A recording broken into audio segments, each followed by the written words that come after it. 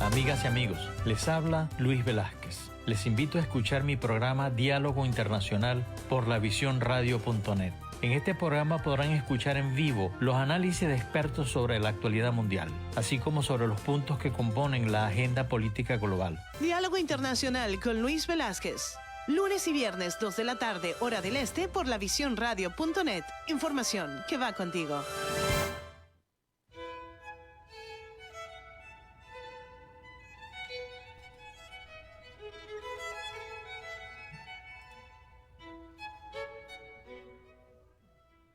Muy buenas tardes, amigas y amigos. Televisiónradio.net les habla Luis Velázquez.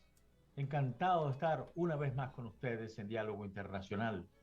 En los controles, como siempre, mi querida amiga Alexia. Son las 2 de la tarde de hoy, 10 de diciembre del 2021. Nuestro número de teléfono es el 678-477-3036 y así mismo se pueden comunicar con nosotros a través de las redes sociales, Twitter, Instagram y Facebook. Cuando entren a Facebook, pongan La Visión ATL y ahí nos podrán ver en vivo, podrán ver las noticias, que a mí me encanta tanto escuchar y ver las noticias. Tengo desde hace muchos años esa manía de ver lo que sucede a mi alrededor. En la tarde de hoy tenemos la segunda parte del programa de hace 2 semanas, referida a la Tercera Guerra Mundial.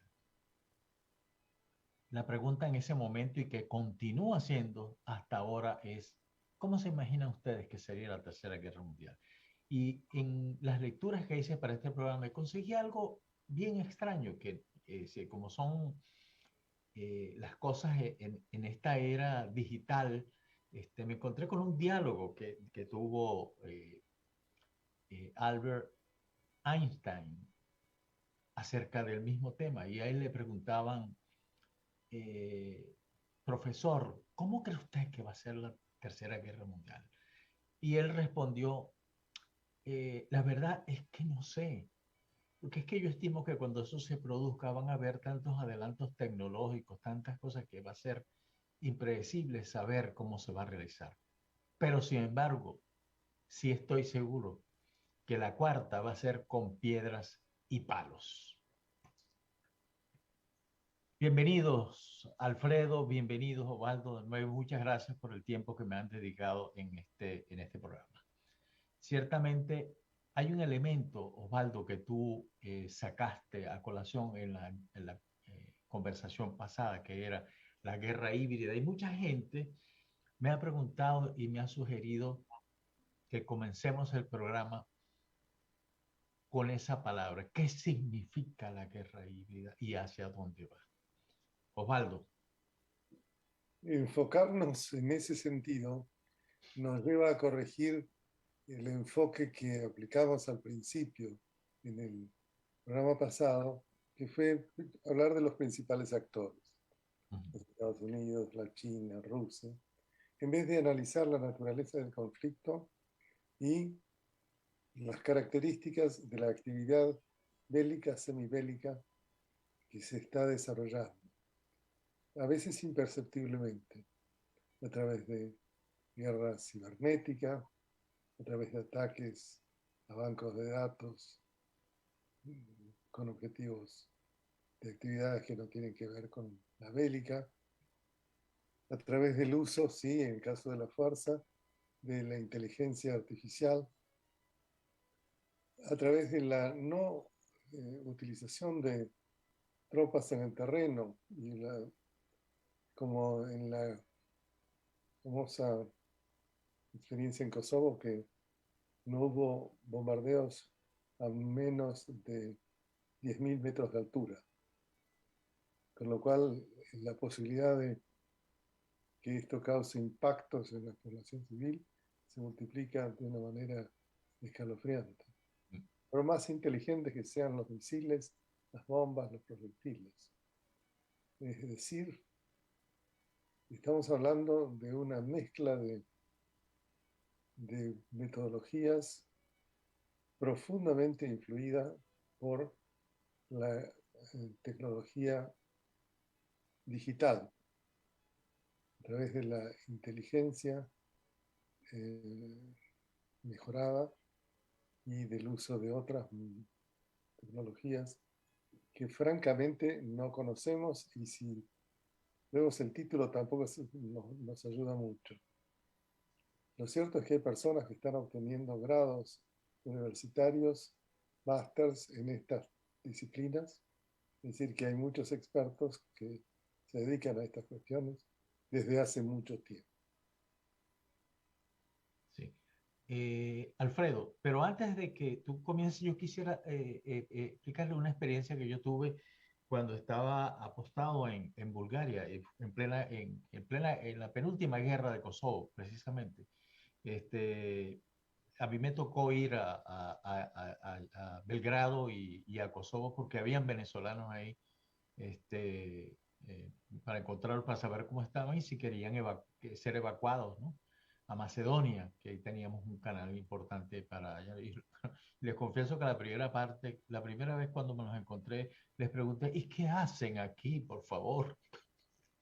¿Cómo me van a hacer eso?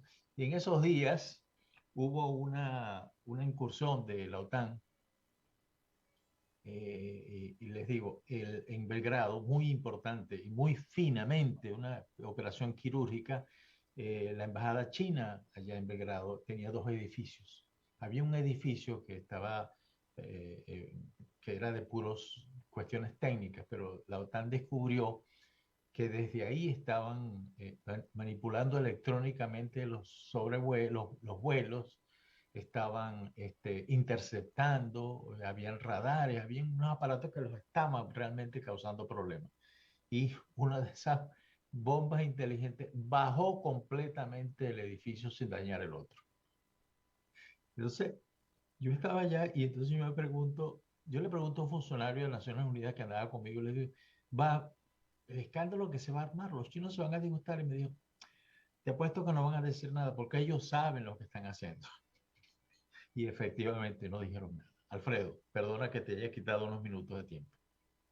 No, no, tranquilo. Y es que estos temas de estas guerras así extrañas, ahora en estos tiempos modernos son el pan de cada día. Recuérdate que no hubo guerra en las Malvinas, porque para los argentinos fue una acción de reivindicación y para los británicos fue una acción de, de retaliación, de regresar al orden internacional, y nunca se declararon la guerra, jamás. Y cuando se produjo lo que inevitablemente tenía que producirse, fue que a la final de cuentas se sentaron todos. El único que se rindió fue Mario Benjamín. Ustedes se van por aquí, nosotros vamos por allá, aquí están tus presos, aquí están los míos. Y se fueron. Pero nunca hubo técnicamente un estado de guerra. Igual pasó en Vietnam. En Vietnam no hubo una guerra porque nunca hubo un estado de guerra. El problema es que nosotros hemos analizado el concepto de guerra. Y lo hemos analizado hasta el punto de que yo le tengo una guerra declarada a mi panza. Y hasta ese punto lo estamos utilizando. Hay que puntualizar que una guerra solamente puede llevarse entre estados. Esto es una definición como el matrimonio igualitario. Exacto. Solo puede llevarse entre estados, porque los estados son los que tienen fines políticos. Pero nosotros lo hemos llevado a unos extremos donde ahora cualquier cosa es guerra. En el caso de la guerra híbrida, lo que todavía ese concepto no está sedimentado, significa muchas cosas para muchas personas y significa poco para la gran mayoría. Pero lo de la guerra híbrida simplemente lo que significa es que se agregan nuevos elementos más allá de los instrumentos bélicos de destrucción, que eso nunca se había hecho, o por lo menos no se había hecho en la magnitud y con la intención con la que se hace ahora. Nadie duda, por ejemplo, que existe un estado de guerra no declarada entre Irán y Estados Unidos. ¿Quiénes son las armas que usan cada uno de ellos? Bueno, los iraníes usan el terrorismo, el espionaje, la intervención electrónica. Del otro lado de la cerca, los Estados Unidos usan sanciones económicas, usan los multilaterales en contra de algunas acciones de Irán, usan sus fuerzas armadas para hacer demostración de fuerza, y usan las Fuerzas Armadas de Israel para actuar directamente contra Irán. Alfredo, Dime. permítame que te interrumpa. Vamos a una pausa y continuamos la conversación a nuestro regreso. Estamos conversando acerca de la guerra, la Tercera Guerra Mundial y la segunda parte con el doctor Osvaldo Gatiello y el general Alfredo Carneiro. Eso en Diálogo Internacional estamos conversando con el doctor Osvaldo Gatiello y el general Alfredo Carneiro acerca de la Tercera Guerra Mundial. Alfredo, tú estabas haciendo una exposición muy interesante y nos estabas explicando acerca de la naturaleza de ese conflicto. Sí, iba por el camino de que se están usando armas que no son las tradicionales en los conflictos bélicos. Había puesto, por ejemplo, el caso de Irán y Estados Unidos, donde en realidad existe una situación de guerra. Existe una situación de guerra cuando un Estado quiere imponerle la voluntad a otro Estado. La guerra siempre tiene objetivos políticos, no tiene ningún otro tipo de objetivo. Cualquier otra cosa es ensoñación. Y en este caso particular se hace uso de herramientas que tienen que ver, normalmente un conflicto se mueve en dos fases, una fase encubierta y una fase de acción directa. Normalmente se usa esta fase encubierta para hacer cosas como propaganda. Los medios de comunicación social en este momento en el mundo son una herramienta importantísima que se utiliza con fines políticos. Incluso cuando cualquiera coloca un Twitter hablando de alguna situación en particular, bueno, este tipo de cosas genera toda una cascada y por eso están buscados este tipo de armas para los fines de los estados. Al punto tal que, por ejemplo, China se inventó su propio sistema y tiene limitado el acceso y tiene limitado las búsquedas y, por supuesto, hay un proceso de identificación de quién está haciendo qué cosa. Por otra parte, estos medios encubiertos también se aprovechan de la interconexión que actualmente existe en el mundo. Por ejemplo, recientemente el gobierno israelí, el ejército israelí, hizo una intervención en Irán para sacar de funcionamiento las centrifugadoras que estaban enriqueciendo uranio. Los rusos, que todo el mundo dice que no, los rusos hicieron todo lo posible porque el señor Trump ganase en Estados Unidos y una gran cantidad de información se descubrió del mal hacer de la señora Clinton, y yo no sé hasta dónde, porque hay evaluaciones y evaluaciones, no sé hasta dónde esta acción en realidad movió la voluntad de la población de los Estados Unidos para votar por Donald Trump. Pero lo que sí es cierto es que estas acciones se hacen con ese sentido, mover la voluntad de las personas, de las poblaciones, en uno u otro sentido según le interese algún estado. En Venezuela tenemos un ejemplo bien interesante de lo que son estas guerras híbridas. Tanto las que hacen ellos, lo que hacemos nosotros hacia otros países, como lo que hacen otros países en contra de Venezuela. Y ahí hay cosas tan deleznables como, por ejemplo, los asesinatos selectivos. Estos científicos de Irán, todos científicos amatorios, que casualidad se murieron en accidentes de tránsito. Lo que pasó con el señor Bull, no sé si lo recuerdan, el que estaba diseñando el supercañón para Irak, para Saddam Hussein, y así sucesivamente. Todos de alguna manera tienen su historia negra en este asunto. Esto no es nuevo, por cierto. Esto tiene ya mucho tiempo. Los que siempre fueron maestros en esto fueron los británicos. Lo demostraron tanto en la Primera como en la Segunda Guerra Mundial. Ahora se han venido un poquito menos porque no tienen el alcance global que tenían antes. Pero lo que sí es cierto es que hay toda una maestría en el Reino Unido sobre este tipo de guerra, y tan vieja como la Primera Guerra Mundial. Osvaldo, hemos hablado de la guerra, pero ¿cuántos conflictos tenemos en este momento y qué tipo de conflictos son? ¿Cuál es su naturaleza? Muy bien. Antes de contestarte, me gustaría, en razón de que Alfredo habló de Mario Benjamín Menéndez el gobernador militar de las Islas Malvinas durante la ocupación argentina. Este hombre murió en el año 2015 y había estado preso por violaciones de derechos humanos.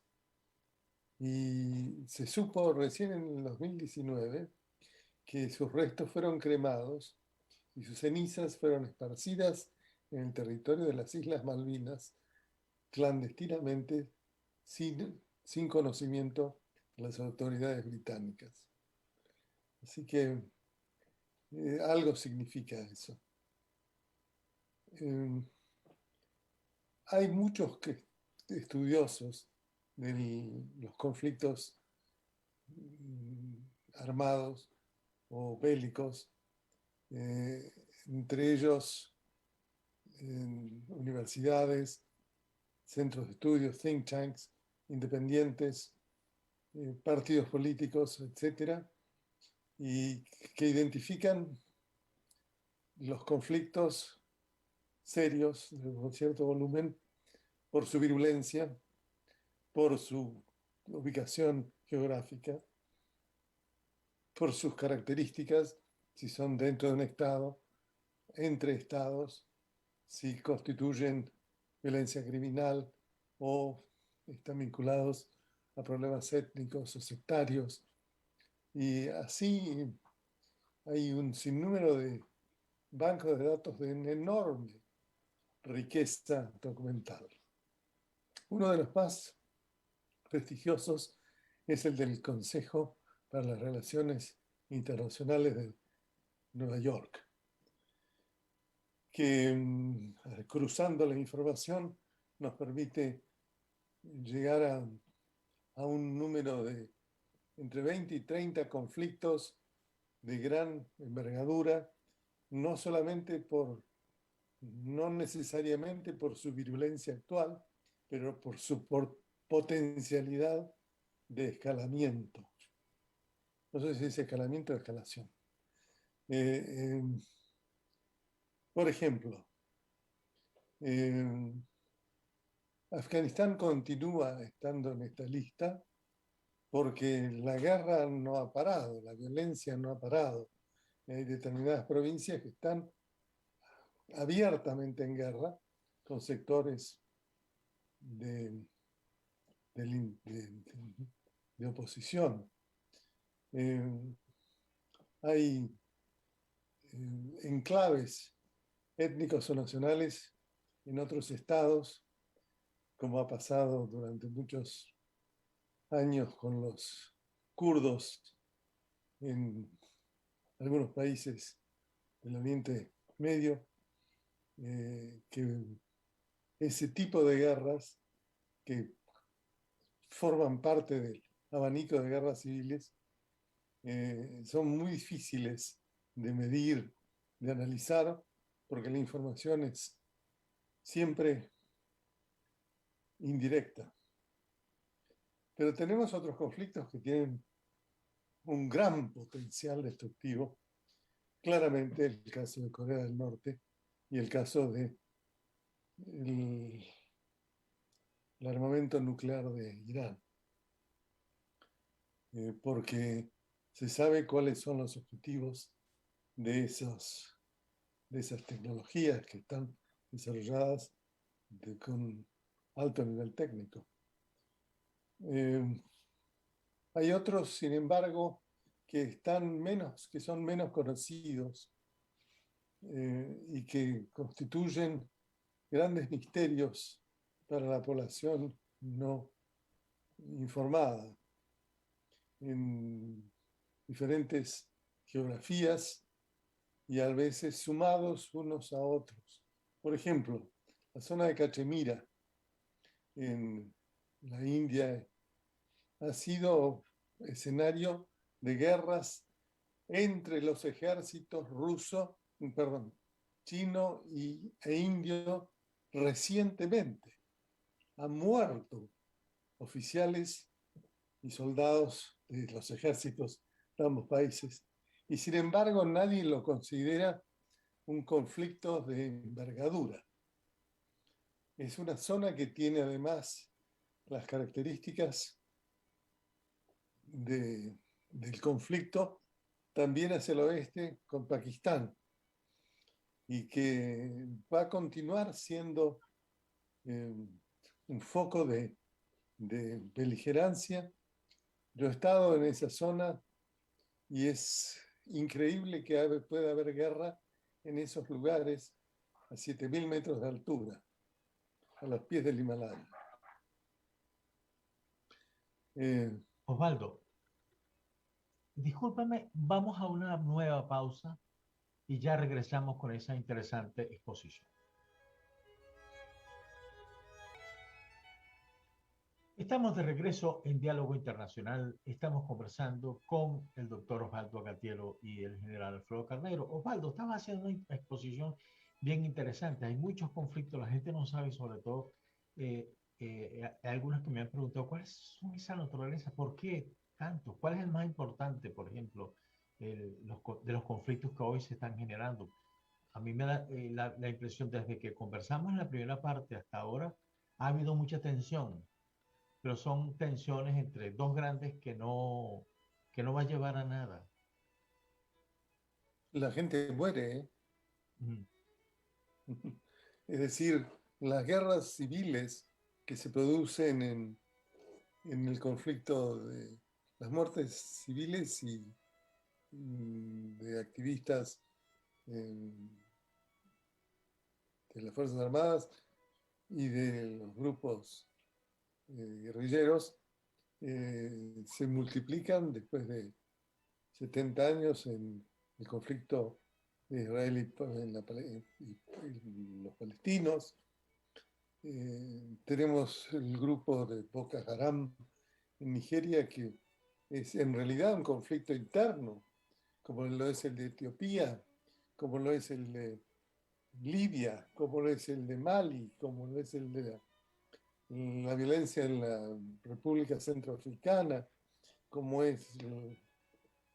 es el interno en la República Democrática del Congo, como lo es el de Sudán del Sur. Pero hay fuerzas exteriores que fomentan, que producen cambios cualitativos en las actividades de uno u otro grupo. Es decir, continúa una suerte de sucedáneo de la Guerra Fría, que es la continuación de conflictos no entre los principales actores de la confrontación este-oeste, sino entre sucedáneos, entre sustitutos, que pueden ser grupos que tienen una bandera. Pero hay otras cuestiones, muchas que son cada vez más serias, que se van acumulando porque hay países que tienen una larga tradición de injerencia en los asuntos internos de otros estados, y no estoy hablando de Estados Unidos, de Rusia, de la China, sino de países de características más humildes. Pienso en Israel o Sudáfrica, pienso en Turquía y en Irán. Pienso en Cuba, el principal exportador de actividad subversiva quizá en el mundo después de tanto tiempo. Vamos a volver sobre este tema un poco más adelante. Es decir, tenemos una multitud de actores que tratan de hacer notar que tienen una voz. No solamente quieren una esfera de influencia, sino que quieren un reconocimiento de su capacidad de causar problemas. Esa actividad puede no tener que ver con ataques militares. Puede ser, por ejemplo, en el caso de Cuba, la venta, la comercialización de estupefacientes, como sucede con la actividad de los militares venezolanos, de algunos militares venezolanos en Venezuela. Y esto es realmente preocupante porque causan mucho desorden. Es difícil ver quién es el enemigo, identificarlo como se suele hacer con los espías. No, Ok, continúa, Osvaldo. no. Quería ver si tenías algún comentario. Sí. Fíjate, hemos visto después de de la Segunda Guerra Mundial, ese periodo de posguerra, hemos visto que se han desarrollado muchos conflictos y conflictos pequeños que son los que se han dado en llamar las guerras delegadas. Los grandes no se peleaban directamente, sino que a través desahogaban sus ansiedades o en Naciones Unidas o en la prensa o en qué sé yo, que es un poco lo que está sucediendo ahora, con un poco mayor intensidad como es el caso de lo que está ocurriendo en la frontera entre Bielorrusia y Polonia, el incremento de la emigración, lo que está sucediendo con Estados Unidos y Rusia, las llamadas de atención que se hacen entre China y Estados Unidos, bueno, lo que se llama el bloqueo diplomático que está precisamente en estos momentos en ejecución contra los Juegos de Invierno que se van desarrollando en China. Ahora, es que vamos a continuar, es decir, los grandes finalmente no se van a pelear, lo cual nos da cierta tranquilidad por lo que eso engendra. Pero sin embargo, a niveles mucho más bajos vamos a tener más conflictos. El problema es mucho más complejo en razón de las necesidades de cooperación que exige la resolución de problemas globales que han superado las fronteras. Es decir, para poder progresar en la protección del medio ambiente, para poder preservar países enteros del ataque de virus o de cepas o de gérmenes patógenos, es necesaria la cooperación entre los estados en modo profundo, con estados involucrados y actores bien conocidos para que no haya dudas de cuáles son los procedimientos a seguir. Y si hay un estado, si hay tropas, decenas de miles de tropas en la frontera de los países, es muy difícil pensar que va a haber funcionarios del Ministerio de Salud que van a poder intercambiar información fácilmente. Es decir, no hay una atmósfera de tranquilidad y de confianza necesaria para la cooperación. Y la cooperación es imprescindible en la actualidad, por razón de que sabemos que por los efectos del cambio climático va a haber mayores meteoros devastadores hasta que logremos estabilizar nuestra capacidad de destruir el planeta. Sí. Alfredo, como decía, en la época de posguerra vimos muchas cosas. Hoy estamos viendo otras cosas distintas, pero con un mayor grado de desarrollo tecnológico, con un mayor grado de supervisión. Pero, ¿a qué se deben esos conflictos, según tu opinión, esos conflictos entre países? Porque hay una naturaleza, es decir, el hecho de que se peleen Estados Unidos y la China no es lo mismo que se pelee Estados Unidos y Venezuela, por ejemplo. O no es lo mismo que se pelee Estados Unidos y Bielorrusia, en fin, o Rusia misma. Yo no sé, hay gente, pensadores, que opinan que la guerra forma parte de la naturaleza humana y que de alguna forma vayamos donde vayamos, nos elevemos hasta donde los elevemos, siempre va a haber alguien que le va a querer quitar algo a otro y aquel otro se va a resistir a esa situación. Hay otras personas, que es mi caso particular, que piensa que el problema con las relaciones internacionales es que son de competencia absoluta. Tenemos buenas intenciones como las que ha eh, las que ha sumado Osvaldo, y algunas otras no tan buenas, porque todos sabemos que si no aprendemos a jugar juntos, pues nos vamos a cargar el planeta y nos vamos a cargar nuestros países. Y hay otra gente, y eso actualmente se está viendo mucho en el mundo, que vienen con una misión. Y esa misión es, por supuesto, siempre expresada en términos nacionalistas, elevar la nación hasta alcanzar su máximo potencial para poder ocupar el lugar que corresponde en el concierto de las naciones. No sé si te suena conocido el discurso, pero ese es el discurso de Hugo Rafael, sí. Ese es el discurso de Erdogan, ese es el discurso de Putin, ese es el discurso de Xi Jinping, con la gran ventaja,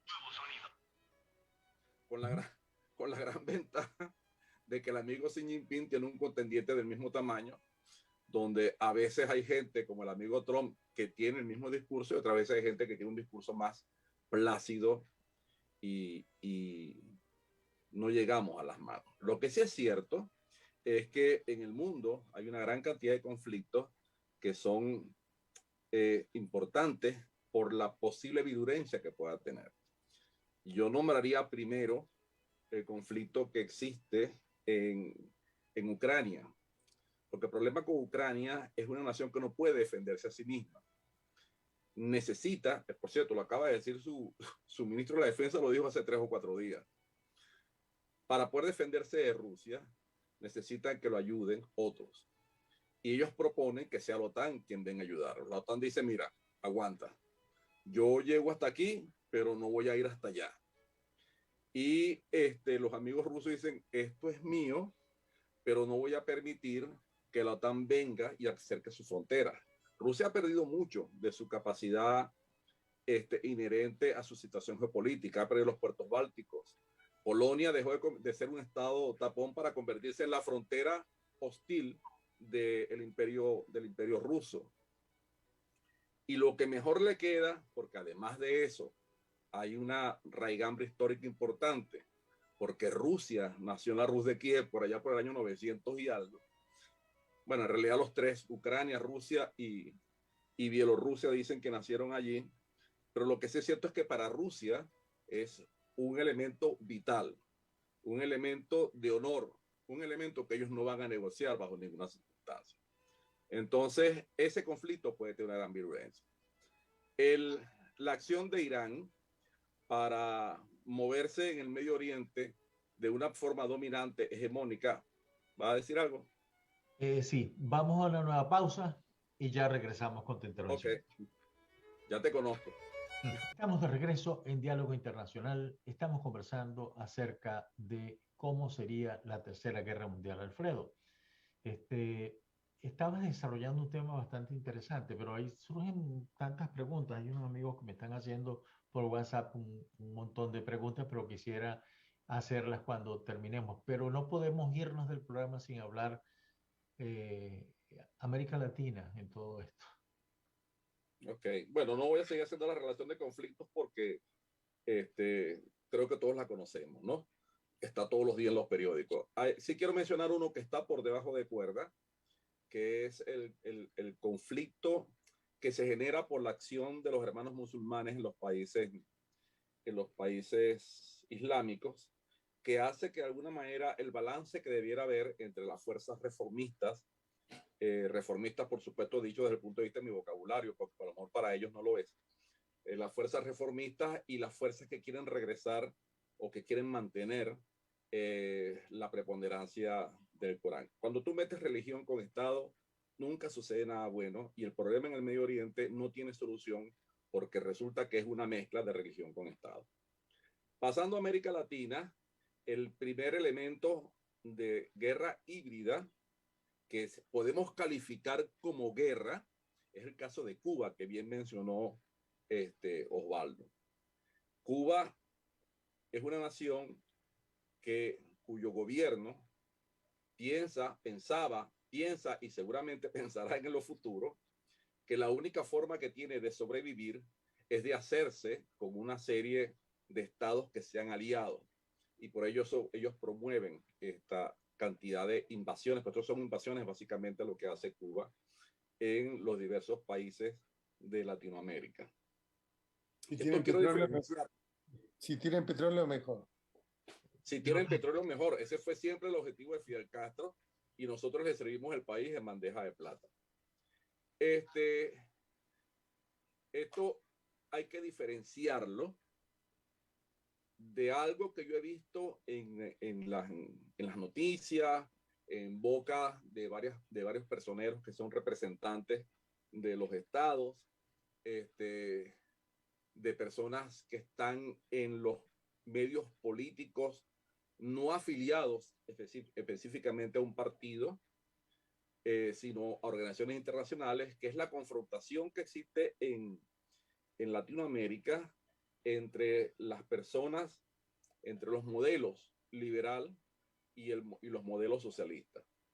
Yo soy de los que piensan que el Río Grande hasta la Patagonia todos somos socialistas, porque definitivamente lo que pedimos del Estado nos convierte en naciones socialistas. Pero hay una serie de elementos que se van hacia la violencia, por ejemplo, lo que ha pasado en Chile, lo que ha pasado en Colombia, lo que ha pasado en Ecuador, lo que de alguna manera ha pasado también en México.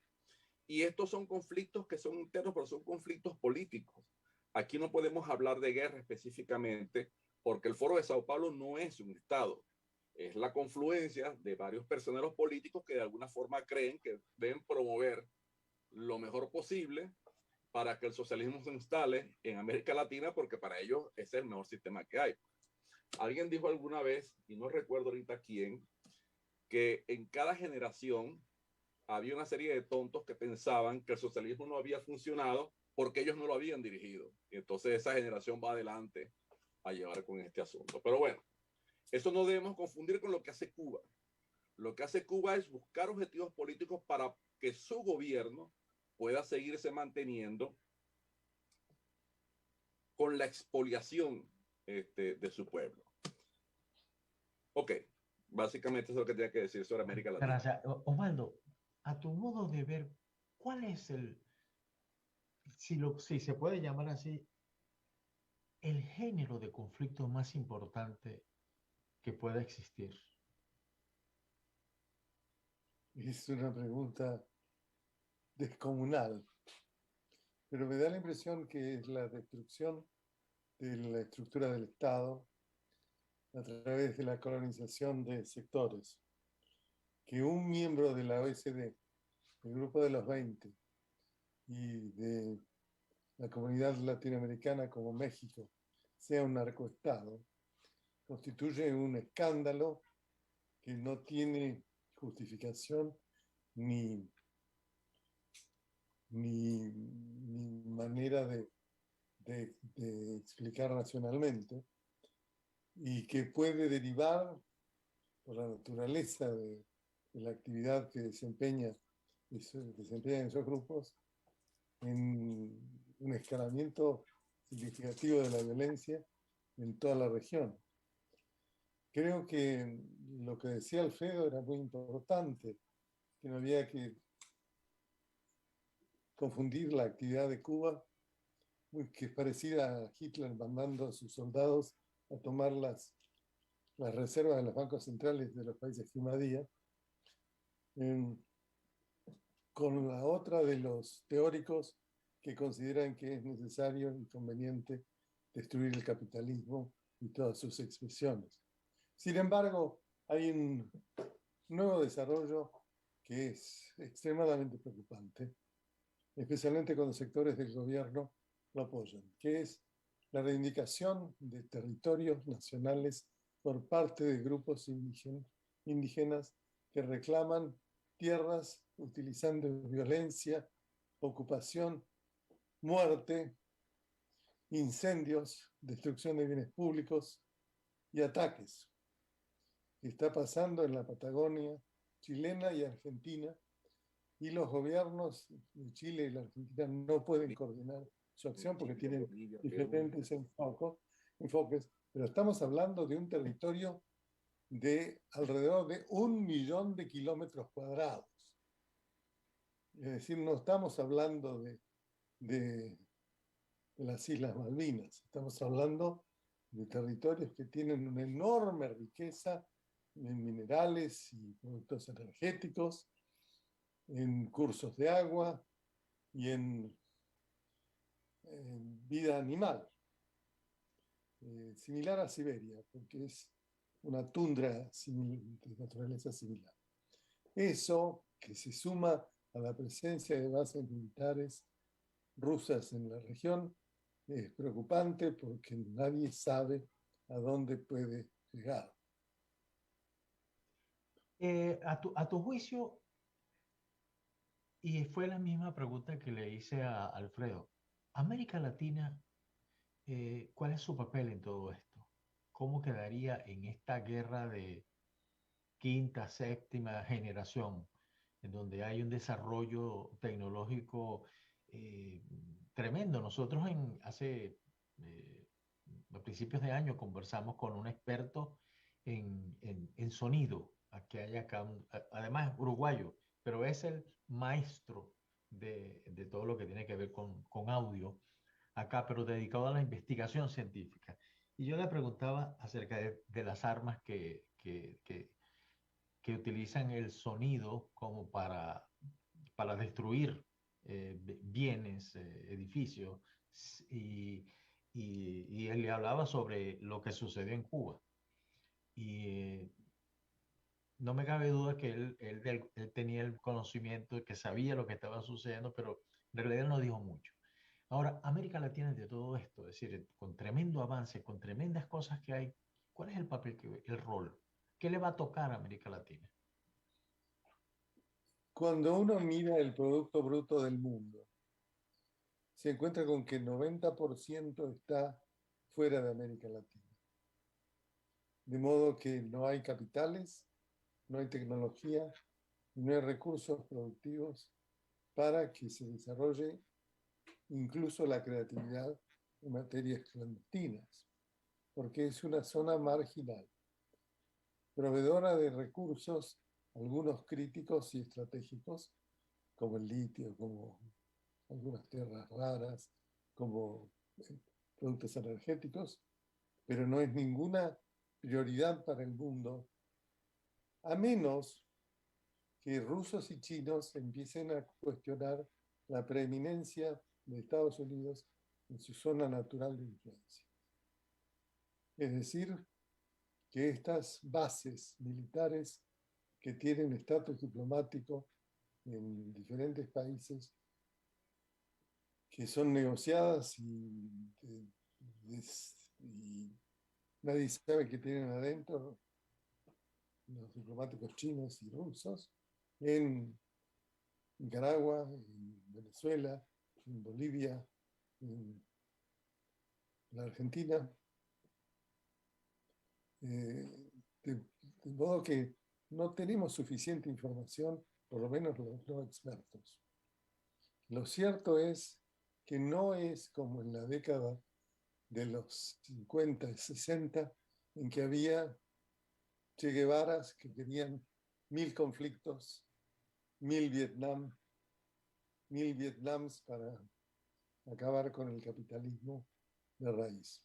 El capitalismo está cumpliendo los principales requisitos de Marx para su propia destrucción, o es la enorme concentración financiera que no tiene fin.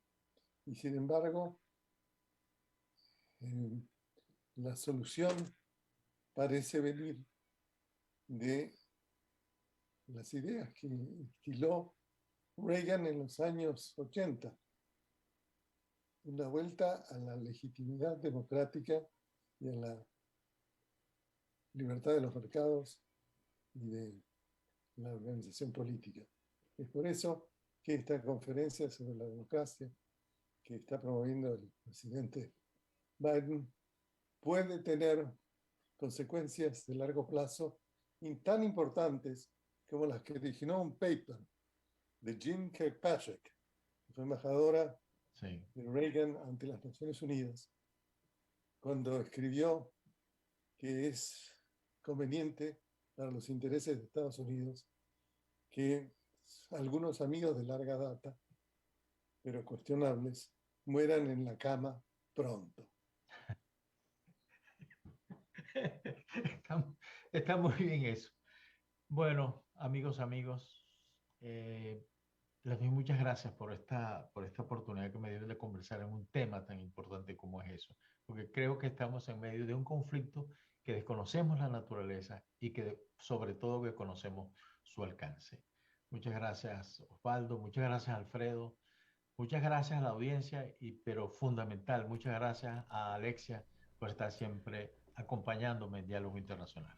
Con mucho gusto y bueno, pasen un feliz fin de semana a todos ustedes. Gracias por su tiempo el día de hoy y por la información que compartieron, todo su conocimiento. Gracias, buen fin de semana. Hasta la próxima. Disfrutar de la nieve. Eso, pero jugando, no manejando. Chao. Chao.